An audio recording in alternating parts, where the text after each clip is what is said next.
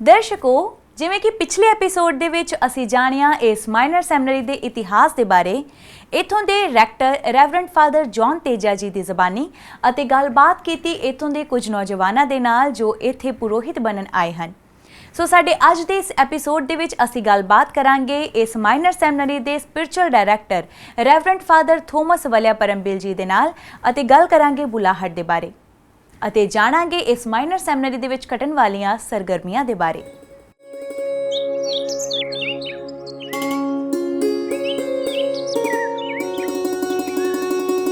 ਹੁਣ ਅੰਦਰ ਚੱਲ ਕੇ ਜਾਣਕਾਰੀ ਪ੍ਰਾਪਤ ਕਰਦੇ ਹਾਂ ਇਸ ਦੇ ਅੰਦਰ ਘਟਣ ਵਾਲੀਆਂ ਸਰਗਰਮੀਆਂ ਯਾਨੀ ਕਿ ਐਕਟੀਵਿਟੀਜ਼ ਬਾਰੇ।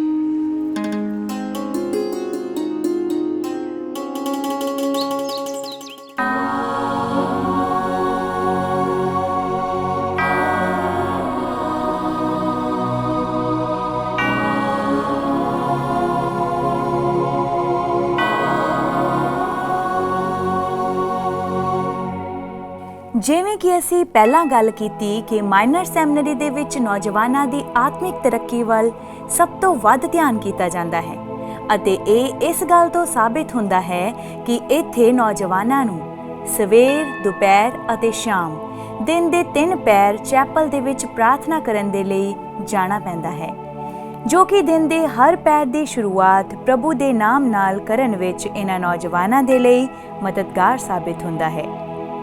ਅਤੇ ਇਸੇ ਤਰ੍ਹਾਂ ਹੀ ਇਹ ਨੌਜਵਾਨ ਪ੍ਰਭੂ ਦੇ ਨਾਲ ਹਰ ਦਿਨ ਆਪਣੇ ਰਿਸ਼ਤੇ ਨੂੰ ਮਜ਼ਬੂਤ ਕਰਦੇ ਹਨ।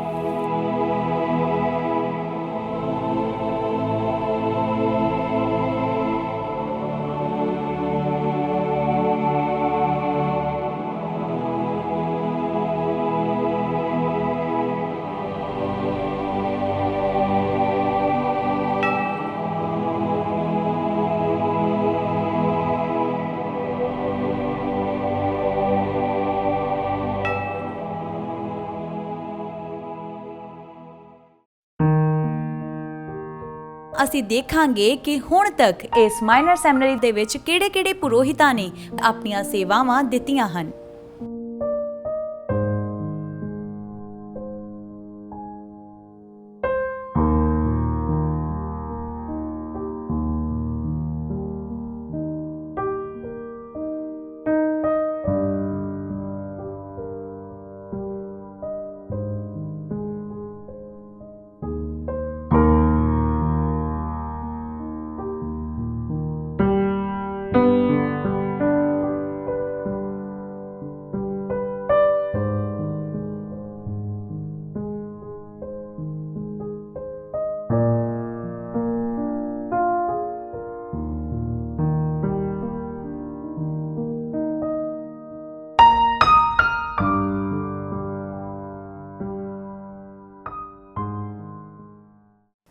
ਸਾਰਿਆਂ ਨੂੰ ਮੇਰੇ ਵੱਲੋਂ ਜੈ ਯਿਸੂ ਮਸੀਹ ਕੀ। ਸੋ ਜਿਸ ਤਰ੍ਹਾਂ ਅਸੀਂ ਗੱਲਬਾਤ ਕੀਤੀ ਰੈਵਰੈਂਡ ਫਾਦਰ ਜੌਨ ਤੇਜਾ ਜੀ ਦੇ ਨਾਲ, ਜੋ ਕਿ ਇਸ ਮਾਈਨਰ ਸੈਮਨਰੀ ਦੇ ਰੈਕਟਰ ਹਨ, ਅਤੇ ਉਹਨਾਂ ਤੋਂ ਅਸੀਂ ਜਾਣਿਆ ਇਸ ਮਾਈਨਰ ਸੈਮਨਰੀ ਦੇ ਇਤਿਹਾਸ ਬਾਰੇ ਯਾਨੀ ਕਿ ਇਸ ਦੀ ਸ਼ੁਰੂਆਤ ਬਾਰੇ। ਸੋ ਅੱਜ ਅਸੀਂ ਗੱਲਬਾਤ ਕਰਨ ਜਾ ਰਹੇ ਹਾਂ ਇਸ ਮਾਈਨਰ ਸੈਮਨਰੀ ਦੇ spiritual director father Thomas Valiyaparambil ji ਦੇ ਨਾਲ, ਜੋ ਕਿ ਸਾਨੂੰ ਦੱਸਣਗੇ ਬੁਲਾਹਟ ਦੇ ਬਾਰੇ। ਜੈ ਯਿਸੂ ਕੀ ਫਾਦਰ ਜੀ। ਫਾਦਰ ਜੀ, ਸਭ ਤੋਂ ਪਹਿਲਾਂ ਅਸੀਂ ਜਾਣਨਾ ਚਾਹਾਂਗੇ ਕਿ ਜਿਸ ਤਰ੍ਹਾਂ ਤੁਸੀਂ ਇਸ ਮਾਈਨਰ ਸੈਮਨਰੀ ਦੇ ਸਪਿਰਚੁਅਲ ਡਾਇਰੈਕਟਰ ਹੋ ਔਰ ਤੁਸੀਂ ਇਸ ਸੈਮਨਰੀ ਦੇ ਨਾਲ ਕਾਫੀ ਦੇਰ ਤੋਂ जुड़े हुए हो, ਤੇ ਤੁਸੀਂ ਬੁਲਾਹਟ ਦੇ ਬਾਰੇ ਕੀ ਕਹਿਣਾ ਚਾਹੋਗੇ? ये एक मिस्ट्री है, इसको समझना थोड़ा औखा जरूर होता है, इसलिए मैं एक कंपैरिजन करना चाहता हूँ। वो ये है, आजकल जो रिक्रूटमेंट चलता है, रिक्रूटमेंट आर्मी का रिक्रूटमेंट होता है, नेवी का होता है, या गवर्नमेंट के जो भी रिक्रूटमेंट में, वो इसके पहले क्या करते हैं, जो एक ऐड आ जाता है कि उनको क्वालिफ़िकेशन तो इतना चाहिए और अगर भर्ती करना है तो इतना ऊंचाई इतना है, इसका वजन इतना है, जो कुछ भी है ना, ये सारा क्वालिफ़िकेशन होता है। व्हेन वी कंपेयर जो बुलाहट के बारे में जब हम कहते हैं, ये इस अंदर कुछ नहीं है, ज़्यादा कुछ तो है नहीं है, तो फिर कैसे हम समझ सकता है कि इसको कि एक नौजवान को प्रभु ने बुलाया है या नहीं है। ये एक अंदरूनी बात है। यह समझने के लिए थोड़ा सा टाइम लगेगा। इसलिए 10 साल ਦੀ अगर फादर बनना है तो घट्टो घट्ट 10 साल ਦੀ लंबी कोर्स चलता है।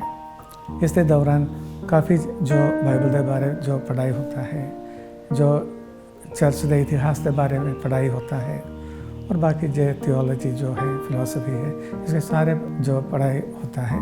और बीच में ये पढ़ाई के दौरान ये डिसर्निंग प्रोसेस होता है। तो वोकेशन तो समझ सकता है कि ये इसको खुदा ने बुलाया है या नहीं है। तो इसके लिए ये जिस काम के लिए जो प्रभु यीशु जो बुला रहा है, ये एक जो अलग काम है। ये बाकी जड़ा जो भी है इस तरह तो नहीं होता है ना। इसके लिए एक बुलावा कहता है और बुलाहट कहता है। सबसे पहले जो बुलाहट जो है प्रभु यीशु दा है, प्रभु यीशु दा बुलाहट है। वो खुदा ने उसको बुलाया और खुदा ने उसको अपने एक योजना है वो पूरा करने लिए दुनिया दे विच भेजा है। और वो अपना काम जो जारी रखने लिए कलीसिया नूं ये काम सौंपया है। और कलीसिया हुण आगे ये काम जारी रखने लिए ये फादर सिस्टर मुनादा इस तरह लोगों को मुकर कर रहा है। ये है इन संक्षेप इन जो बुलाहट। होना ये बुलाहट क्यों है और ये बुलावा किस चीज़ का है, और वो समझना है। तो यीशु दा जो बुलाहट है उसके बारे में हमें जानकारी होना है। यीशु क्यों इस दुनिया के विच आ गया है। यीशु आया है जो फटके हुए जो मनुख जाति को वापस आसमानी बाप को लेके जाना है। ये है यीशु का काम, और कोई काम नहीं है यीशु का। तो यीशु इसलिए आया है तो सानू पछतावे दी जो वचन सानू देता है किस तरह, और किस तरह आसमानी बाप को जाना है, किस तरीका है, ये सारे सानू बताया है। अंजील विस्तार नाल सानू कहता है। और ये प्रोसेस जो है उन्हें जारी रखने लिए है जो ये लोगों ने मुकर्रर किया है। वही है जो फादर सिस्टर और मुनाद। यीशु दा जो काम वो खुदा दा जो काम होता है वो काम करने लिए एक अलग तरीका है। इसलिए मैंने आपको पहले बताया कि ये एक मिस्ट्री है ना। वो मिस्ट्री समझना थोड़ा सा औखा है। यीशु दा काम जो है खुदा दा काम, और खुदा दा काम करने का एक तरीका जो है वो खुदा दा तरीका है। और अलावा और कोई तरीके दे नाल ये काम नहीं हो सकता है। इसलिए वो तरीका नूं अपनाउण लई टाइम लेंदा है। लंबा समय दे विच जो पढ़ाई और ये सब कुछ इससे जुड़े हो जाता है ना।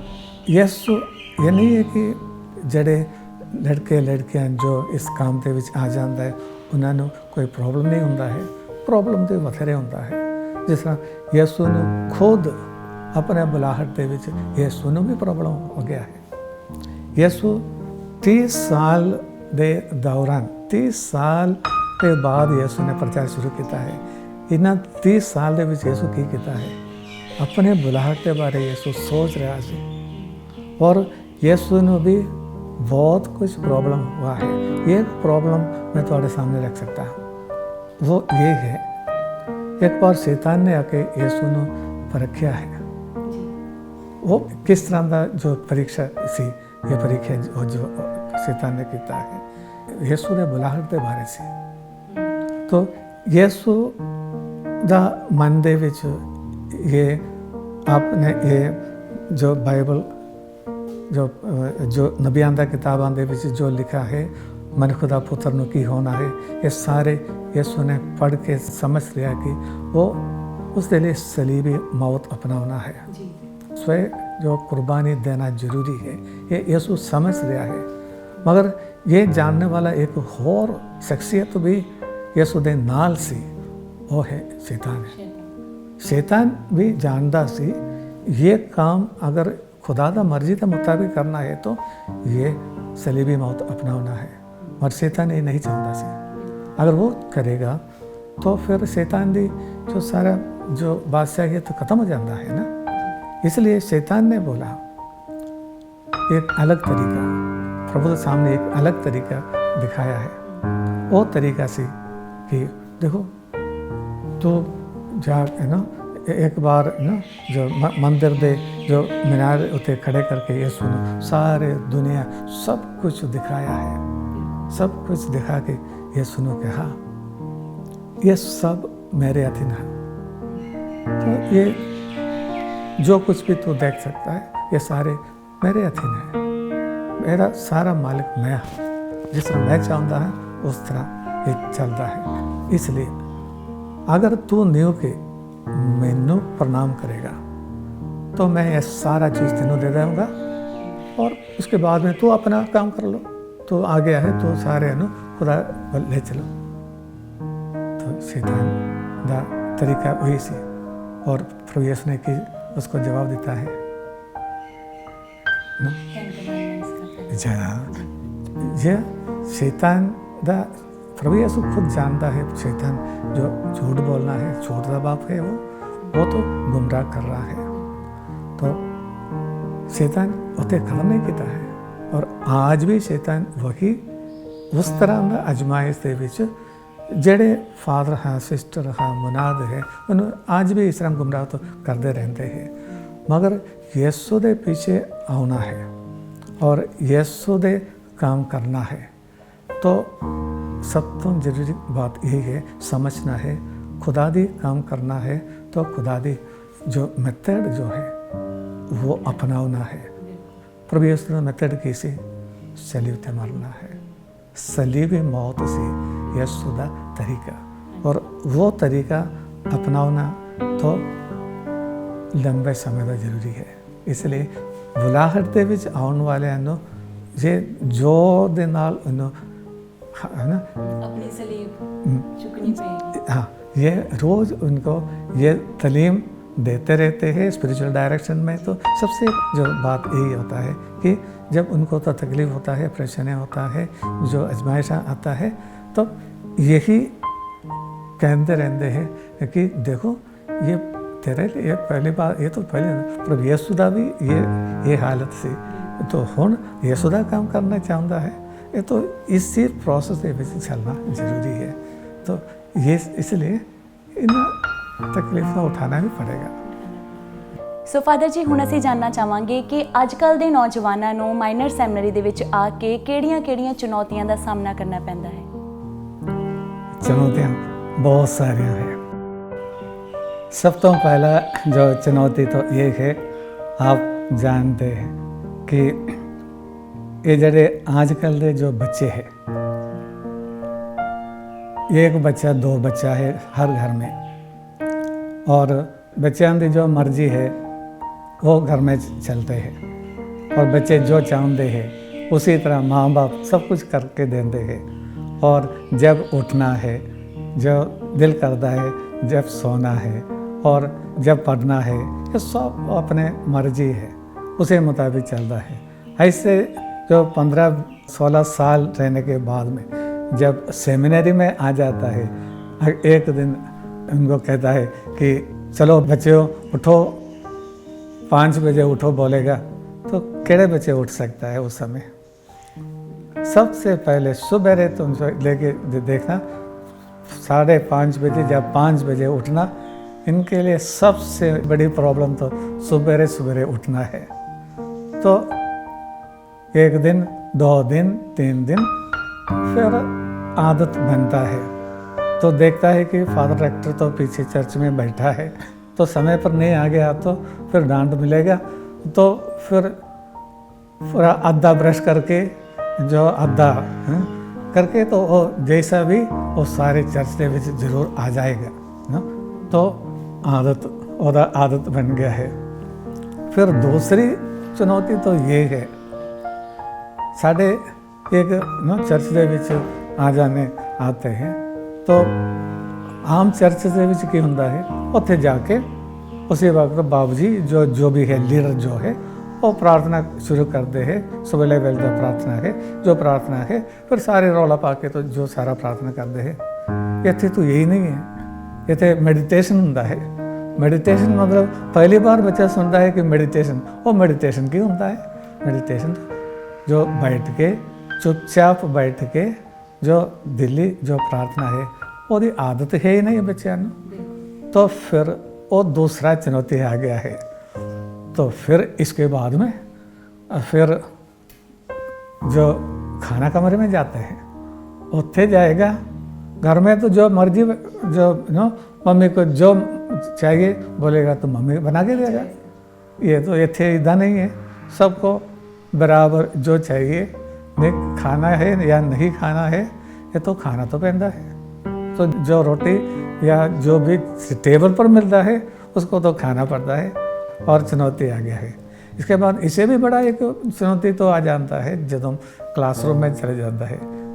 पहली बार बहुत सारे अंकल सुनता है, जो जैसे एक बच्चा स्कूल में चले जाता है ना, उसका जो देखता है ना उसके लिए क्या प्रॉब्लम चलता है, इसी तरह वही प्रॉब्लम तो प्रधान जो जब क्लास में चले जाते हो जाता है।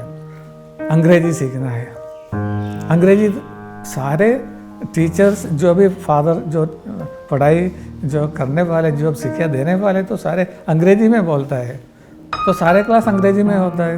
ये तो अंग्रेजी का ABCD के साथ आने वाले को तो क्या समझने का, तो बड़ा मुसीबत, उधर भी मुसीबत है। तो शुरू तो लेके आखिर तक ना सिर्फ थोड़ा बीच में थोड़ा जो अच्छा लगेगा, जो गेम्स फील्ड में चले जाते हैं, थोड़ा खेलते वक्त थोड़ा सारे खुश हो जाता है, स्ट्रेस लेवल घट जाता है। उस समय थोड़ा सारे ना हंसना, बाकी सारे समय ये सारे प्रॉब्लम ही ये प्रॉब्लम है। मगर जब एक रूटीन में जब आ जाता है ये सारे ठीक हो जाता है। और वैसे भी मैंने लगता है कि साइकोलॉजी भी कहती है कि 21 डेज ਆਪਾਂ ਜੋ ਪ੍ਰੈਕਟਿਸ ਕਰਦੇ ਕਿ ਹਿਊਮਨ ਮਾਈਂਡ ਜਾਂ ਹਿਊਮਨ ਬਾਡੀ ਉਹਨੂੰ ਉਸ ਚੀਜ਼ ਦੀ ਆਦਤ ਪੈ ਜਾਂਦੀ ਹੈ। ਤਾਂ ਫਾਦਰ जी यस, आदत जब है ना रूटीन में जब शुरू हो जाता है ना, ये आफ्टरवर्ड्स दे बिकम एक्सपर्ट। आस्ते आस्ते जब पढ़ाई के साथ साथ इनको ये समझना पड़ता है कि जो मैं आपको पहले बताया था ना, जड़े इनका असली काम क्या है। वो हर बच्चे तो जो अच्छा जो मोटिव जो है उसके साथ नहीं आते हैं, वक्रे वक्रे मोटिव के साथ बच्चे आते हैं। कोई जब आते हैं, जब हम उनको पूछते हैं कि आप कैसे सेमिनरी में आ गया है, तो कोई बोलेगा देखो फादर आंदा ना बड़े बड़े अच्छे कोटी में रहते हैं, उनको अच्छा जीप है, कार है, मोटरसाइकिल है, सो इस तरह उनका वो देखे बड़ा मन खुश हो गया है। इसलिए मैं सोचा मैं भी फादर बनना, ऐसे फादर बनने के लिए आया भी होगा। और जो अच्छे जो समझ के जो आने वाला वो भी होंगे, और ये सभी को इनके जो असली जो मोटिवेशन जो है वो देना स्पिरिचुअल डायरेक्टर का काम होता है। उनको कहते रहते हैं कि असली जो फादर बनने का असली जो रीज़न जो यही है, तो ये है कि यीशु के पीछे चलना है।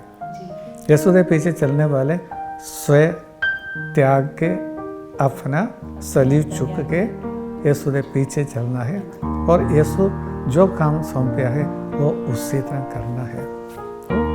सीखना और समझना थोड़ा टाइम लगता है, पर बाद ਦੇ ਵਿੱਚ ਉਹਨਾਂ ਨੂੰ ਆਦਤ ਹੋ ਜਾਂਦੀ ਹੈ। ਸੋ ਫਾਦਰ ਜੀ, ਆਖਰ ਦੇ ਵਿੱਚ ਮੈਂ ਇਹੀ ਪੁੱਛਣਾ ਚਾਹਾਂਗੀ ਕਿ ਅੱਜ ਕੱਲ੍ਹ ਦੀ ਨੌਜਵਾਨ ਪੀੜ੍ਹੀ ਨੂੰ ਅਤੇ ਉਹਨਾਂ ਦੇ ਮਾਪੇ ਨੂੰ ਤੁਸੀਂ ਕੀ ਸੰਦੇਸ਼ ਦੇਣਾ ਚਾਹੁੰਦੇ ਹੋ ਬੁਲਾਹਟ ਨੂੰ ਲੈ ਕੇ? आजकल ਦੇ नौजवान ਨੂੰ और माँ बाप ਨੂੰ जो संदेश देना,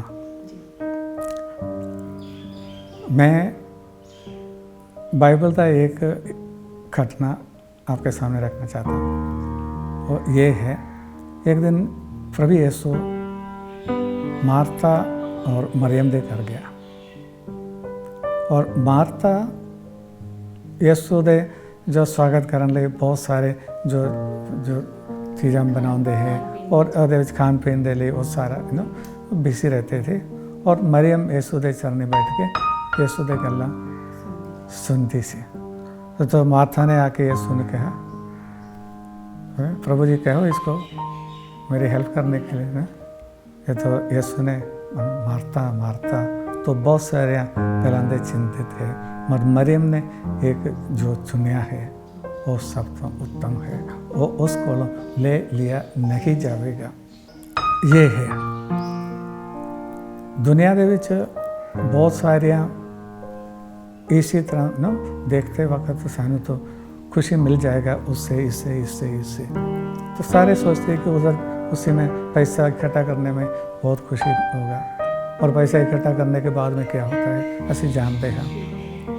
इसी तरह वक्रे वक्रे जो जिस चीज़ के पीछे जो भी आजकल की दुनिया चल रही है, आखिर दे विच सारे समझते हैं कि है ही नहीं है, एक दिन सारा खत्म।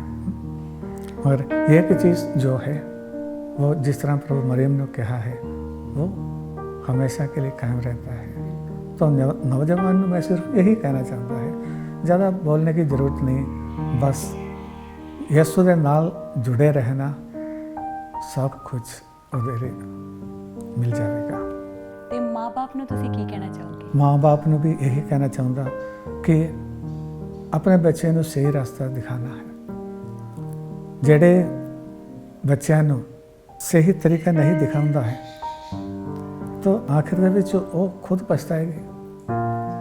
ये तो हम देखते हैं। एक छोटा सा ना साइकोलॉजिकल एक्सप्लेनेशन में आपको सिर्फ छोटा सा है ना कह सकता है। जब हम छोटा बच्चा जब चलना फिरना शुरू होता है क्या करते हैं, वो तो जब उठना कोशिश करेगा, जब उठते हैं तो हो सकता है कि कोई बेंच या डेस्क के ओदे थल्ले आके उसका सिर बच जाएगा हिट, तो वो रोना शुरू करेगा। तो मम्मी आके उसको क्या करेगा, एकदम आके मम्मी उसने उठाएगा और वो डेस्क को 2 बार मारेगा। वो 2 बार मारने पर और 2 या 3 बार मारेगा तो ठीक हो गया ठीक हो गया। तो बच्चे को क्या शिक्षा मिल गया है, अगर मुझे कुछ तकलीफ़ आ गया तो और किसी मुझे मारेगा तो मैं उसको मारना चाहता है। उस माँ ने उसको बताया तो नहीं है, मगर उसके एक्शन के द्वारा ये उसको सिखाया है। हाँ? इसी तरह हम माँ बाप बहुत सारे चीज़ां जो बच्चों के दिलों के विच पा देंदा है, जो आखिर दे विच जाके वो बहुत हानिकारक हो जाता है। ये ख्याल रखना है। So thank you so much father ਜੀ, ਤੁਹਾਡਾ ਬਹੁਤ-ਬਹੁਤ ਧੰਨਵਾਦ ਕਰਦੇ ਹਾਂ ਕਿ ਤੁਸੀਂ ਆਪਣਾ ਕੀਮਤੀ ਸਮਾਂ ਕੱਢ ਕੇ ਸਾਡੇ ਦਰਸ਼ਕਾਂ ਨੂੰ ਔਰ ਅੱਜਕੱਲ੍ਹ ਦੀ ਨੌਜਵਾਨ ਪੀੜ੍ਹੀ ਨੂੰ, ਉਹਨਾਂ ਦੇ ਮਾਂ-ਬਾਪ ਨੂੰ ਇਸ ਬੁਲਾਹਟ ਦੇ ਬਾਰੇ ਇੱਕ ਬਹੁਤ ਹੀ ਚੰਗੀ ਜਾਣਕਾਰੀ ਦਿੱਤੀ। ਹਰ ਸਾਲ ਇਸ ਮਾਈਨਰ ਸੈਮੀਨਰੀ ਦੇ ਵਿੱਚ ਨਵੇਂ ਨੌਜਵਾਨ ਵੀ ਦਾਖਲ ਹੁੰਦੇ ਹਨ ਅਤੇ ਇਹਨਾਂ ਨਵੇਂ ਨੌਜਵਾਨਾਂ ਦੇ ਨਿੱਘੇ ਸਵਾਗਤ ਦੇ ਵਾਸਤੇ ਇੱਥੇ ਨਿਊ ਕਮਰਸ ਡੇ ਵੀ ਮਨਾਇਆ ਜਾਂਦਾ ਹੈ। ਇਸ ਤੋਂ ਇਲਾਵਾ ਜਿਵੇਂ ਕਿ ਕਾਲਜ ਦੇ ਵਿੱਚ ਹੁੰਦਾ ਹੈ, ਉਵੇਂ ਹੀ ਇੱਥੇ ਵੀ ਫਰੈਸ਼ਰਸ ਡੇ,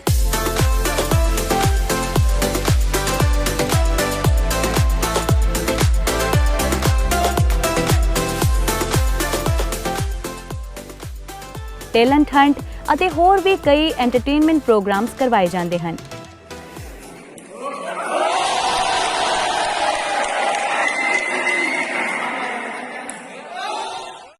ਜੋ ਕਿ ਇਹਨਾਂ ਨੌਜਵਾਨਾਂ ਨੂੰ ਸਰਗਰਮ ਰੱਖਣ ਵਿੱਚ ਮਦਦਗਾਰ ਸਾਬਿਤ ਹੁੰਦੇ ਹਨ। Well done, Stephen.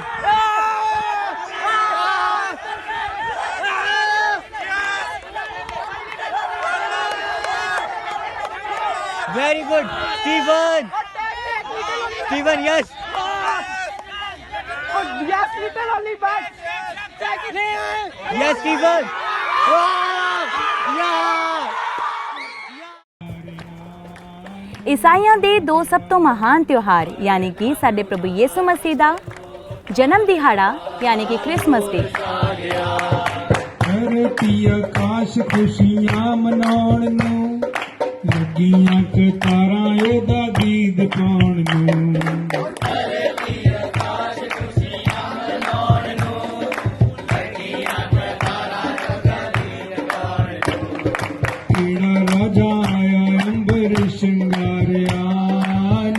छा गया।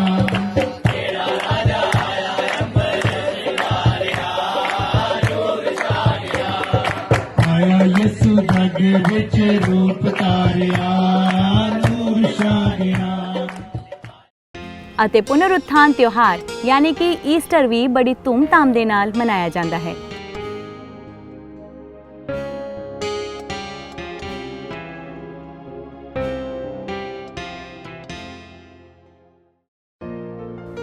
ਸੈਮਨਰੀ ਦੇ ਅੰਦਰ ਕੈਸਿਕ ਡੇ, ਬਰਥਡੇ, ਐਨੀਵਰਸਰੀ ਡੇ ਅਤੇ ਫੀਸਟ ਡੇਜ਼ ਵੀ ਸੈਲੀਬ੍ਰੇਟ ਕੀਤੇ ਜਾਂਦੇ ਹਨ।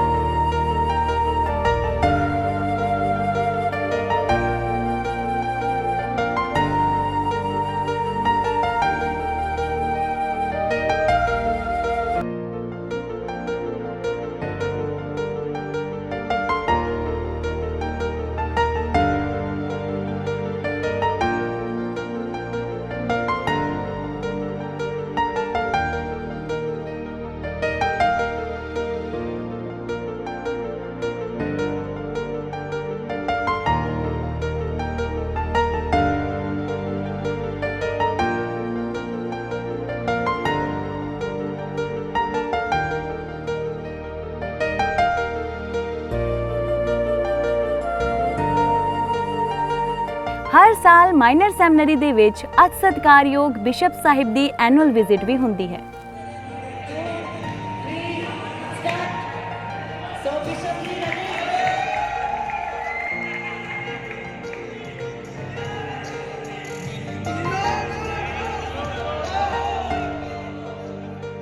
ਕਿਹਾ ਜਾਂਦਾ ਹੈ ਕਿ ਇਨਸਾਨ ਇੱਕ ਸੋਸ਼ਲ ਐਨੀਮਲ ਹੈ ਜਿਸ ਨੂੰ ਹਮੇਸ਼ਾ ਵਾਸਤੇ ਕੈਦ ਕਰਕੇ ਨਹੀਂ ਰੱਖਿਆ ਜਾ ਸਕਦਾ।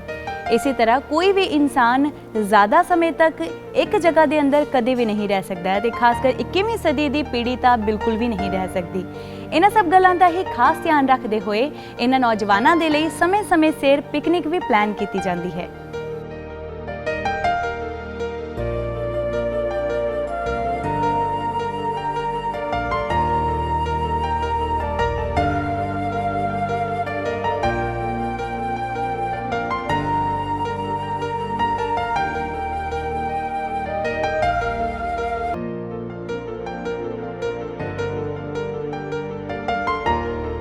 ਸਿਹਤ ਨੂੰ ਲੈ ਕੇ ਪੰਜਾਬੀ ਵਿੱਚ ਇੱਕ ਕਹਾਵਤ ਹੈ ਕਿ ਜਾਨ ਹੈ ਤਾਂ ਜਹਾਨ ਹੈ, ਪਰ ਇਸ ਦੇ ਨਾਲ ਹੀ ਇੰਗਲਿਸ਼ ਦੇ ਵਿੱਚ ਇੱਕ ਮਸ਼ਹੂਰ ਕੋਟੇਸ਼ਨ ਵੀ ਹੈ, a sound soul dwells in a sound mind and a sound body. ਭਾਵ ਇੱਕ ਸ਼ਾਂਤ ਆਤਮਾ, ਇੱਕ ਸ਼ਾਂਤ ਮਨ ਅਤੇ ਤੰਦਰੁਸਤ ਸਰੀਰ ਵਿੱਚ ਵਾਸ ਕਰਦੀ ਹੈ। ਪਰ ਇਹ ਸਭ ਕੁਝ ਫਿਜ਼ੀਕਲ ਐਕਟੀਵਿਟੀਜ਼ ਯਾਨੀ ਕਿ ਵਰਕਆਊਟ ਜਾਂ ਕਸਰਤ ਦੇ ਨਾਲ ਹੀ ਸੰਭਵ ਹੋ ਸਕਦਾ ਹੈ। ਇਸੇ ਲਈ ਇਸ ਮਾਈਨਰ ਸੈਮਨਰੀ ਦੇ ਵਿੱਚ ਨੌਜਵਾਨਾਂ ਦੀ ਸਿਹਤ ਦਾ ਖਿਆਲ ਰੱਖਦੇ ਹੋਏ ਉਹਨਾਂ ਕੋਲੋਂ ਮੈਨੂਅਲ ਵਰਕਸ ਅਤੇ ਕੁਝ ਸਮਾਂ ਆਊਟਡੋਰ ਗੇਮਸ ਵੀ ਖਿਡਾਈਆਂ ਜਾਂਦੀਆਂ ਹਨ।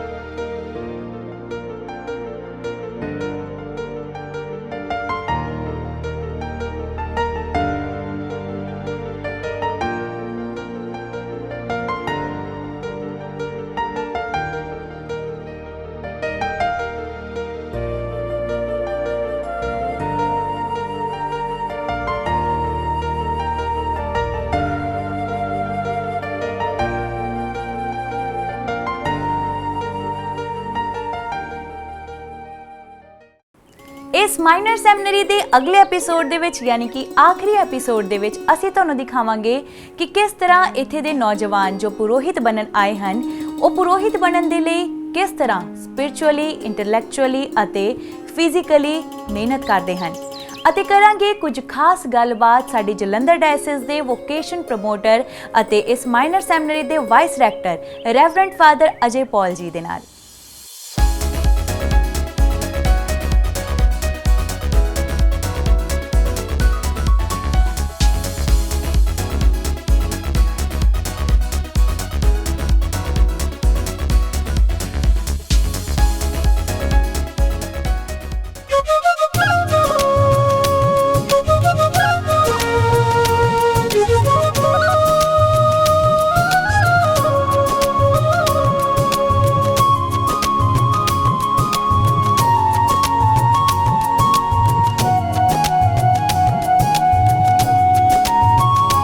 पावन धरती दे वल